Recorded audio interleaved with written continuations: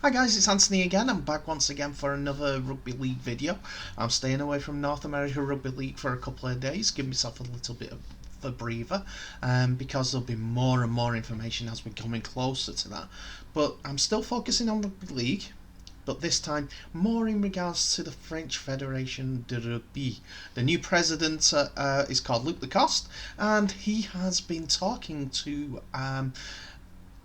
loverugbyleague.com in regards to all things rugby league, whether that's the World Cup 2021, 2025.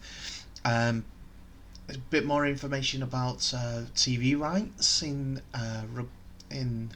France, and also financing and their expansion plans, which are really interesting because it does make sense, and it's the opposite, it seems, to the rugby football league over in the UK. But anyway, if you like this video, like and subscribe, share amongst your friends, because it's rugby league news, and if you're a rugby league fan, I think I'm the only place in the world that you want to watch this information. Thanks very much. So, on to the video. So he had some very good points to make.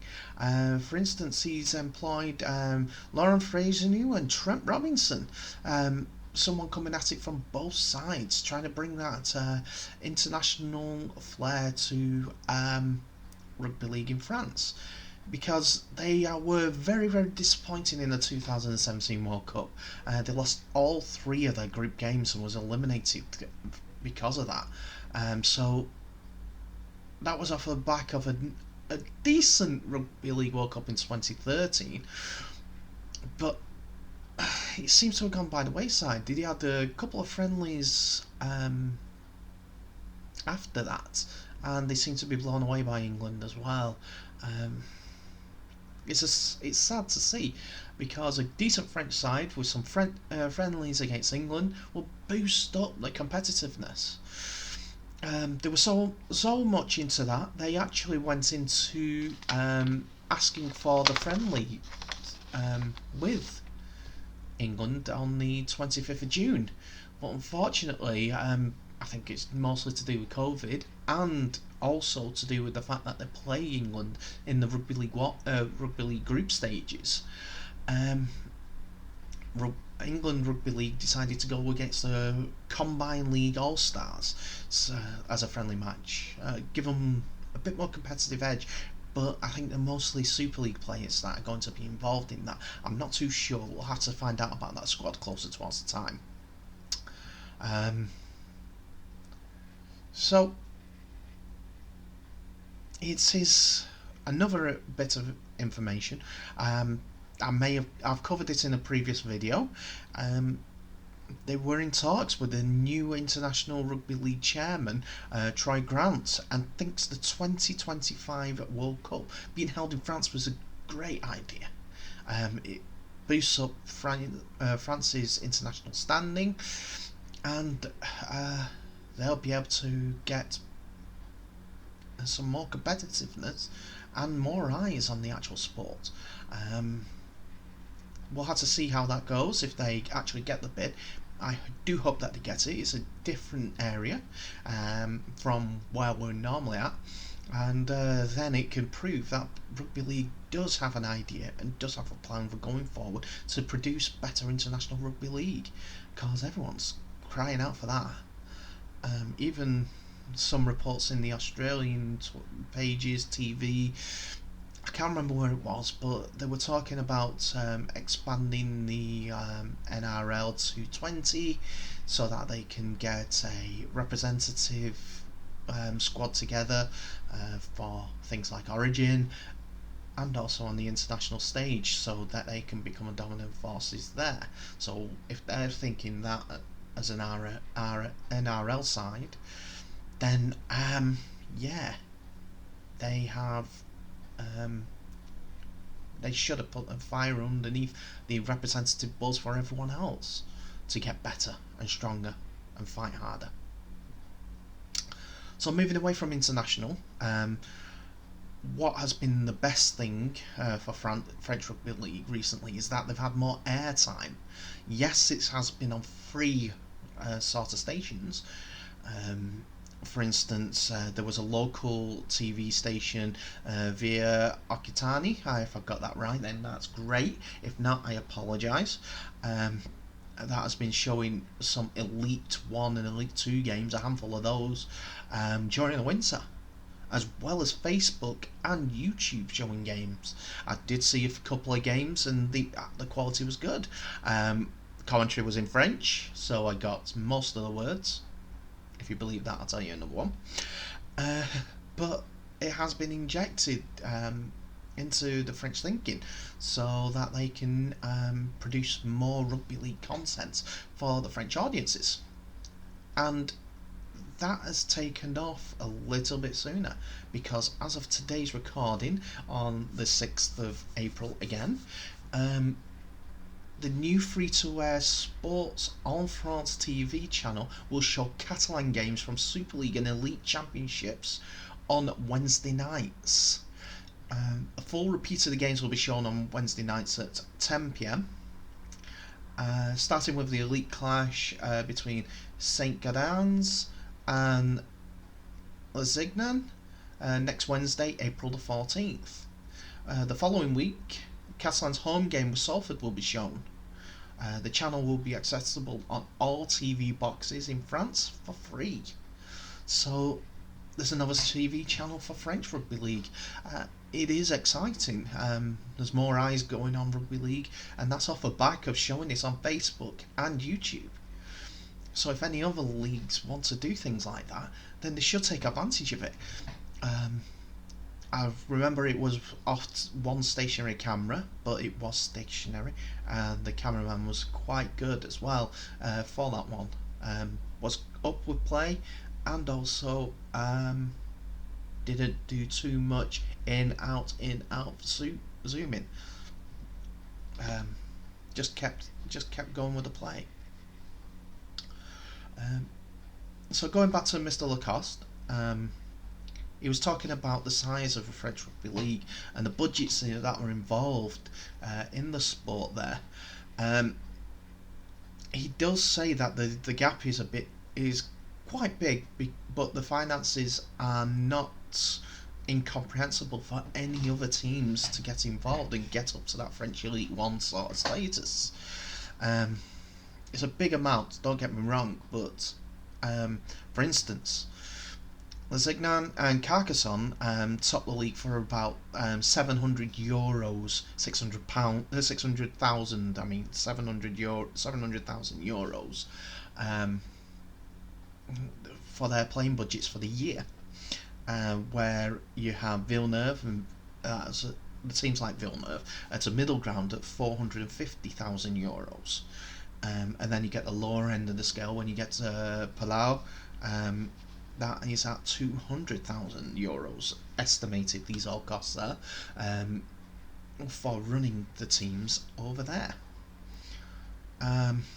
So the 300,000 over in the NARL is about right for a lower end of the scale team to compete in Elite 1.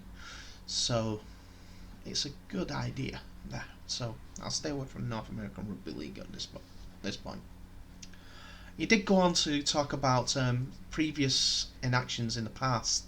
For instance, with the Paris Saint-Germain team, he said it was made and not grown 30 years ago in the Super League, with no long-term structure in place. But it cannot be ignored as it's too big of a population and a sponsor centre to not go there and try again. He's thinking about going that sort of route for an expansion ideas. A more northern rugby league sides couple maybe.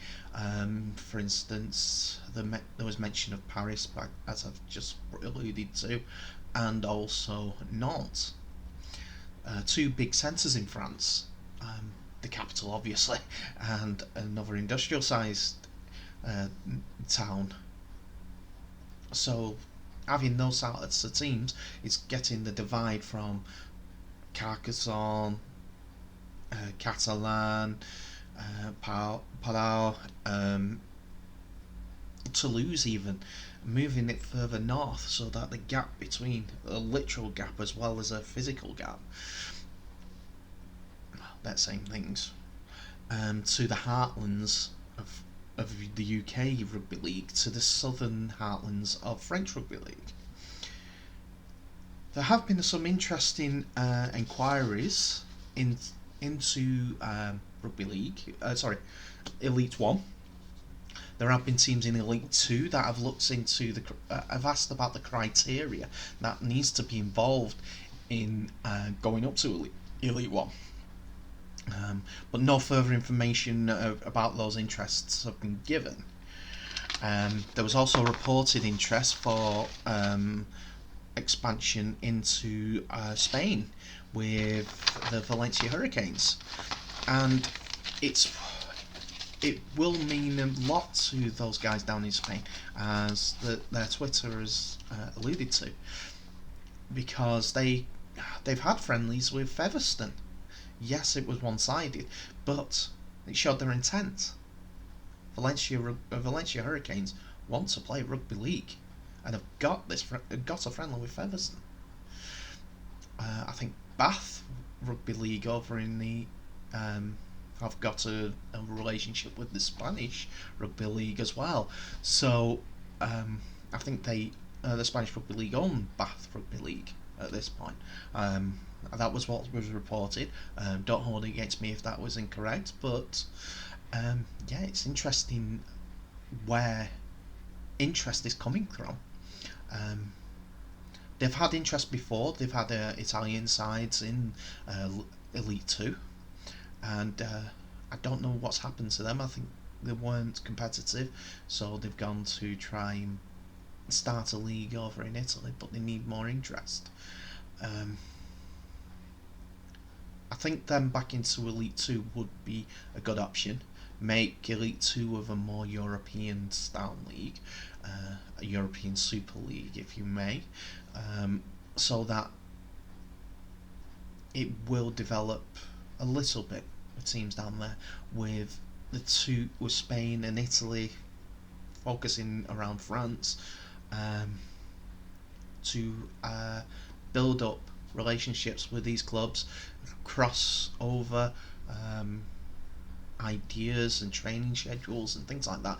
Plus sponsorships could go across ways, because there are European companies that do business in all those three countries, and it would make sense if they're getting TV time because of sponsoring rugby league shirts. I don't know. That's my 2 pence on that front, so make of that as you will, or have your own opinions on it. It's totally up to you. And one of the last things, going back to what Lacoste said about Valencia, he said it might be too early for them, and moving north would be the better option for Elite 1, for an expansion of the league to 12, so that literal divide between the heartlands, north of England and south of France, is bridged a little. One of the final things that I'm going to cover from this article is that French Federation are looking to make the elite grand finals, well, leagues 1 and 2, Elite 1 and Elite 2, into experience days for anyone who's visiting. As they're held in June, make them both on the same day so they can get the eyes in UK, people visiting from the UK as well, coming down on their holidays. As I mentioned, it's in June. It covers the beginning of the school holidays in that point. So it would be appealing to British Rugby League fans, especially if it's an international week or something like that, so that they can take in rugby league in a nice climate, and possibly watch TV if they're not able to make it at the England game, so we're taking that competitive games there. There's also something called the Lord Derby Cup, which is also held in June, I'm led to believe, and that could also be a way of pulling in the eyes from the UK to improve the attendance there. Because full stadiums on TV, finals, it's manna from heaven, as they say on the commentary at Rugby League. But yes, that's my little take from the loverugbyleague.com article. Just go do us a favour, as they are the ones that got all that information. Please click on their article so that they are getting the hits, as their writers are counting on those hits. They are part and parcel of Rugby League as well. They are the Rugby League family, and we do appreciate all the information that they do. And it is my way of streamlining their articles by bringing to it. But they are the ones that wrote this article. They're the ones that you should go and read. There's a lot more information on there, and plus there's more articles on there as well, so that you can follow them and get all the information. I've been Anthony Adock, and I will thank you very much again for watching this video, and enjoy the rest of your day. Bye now.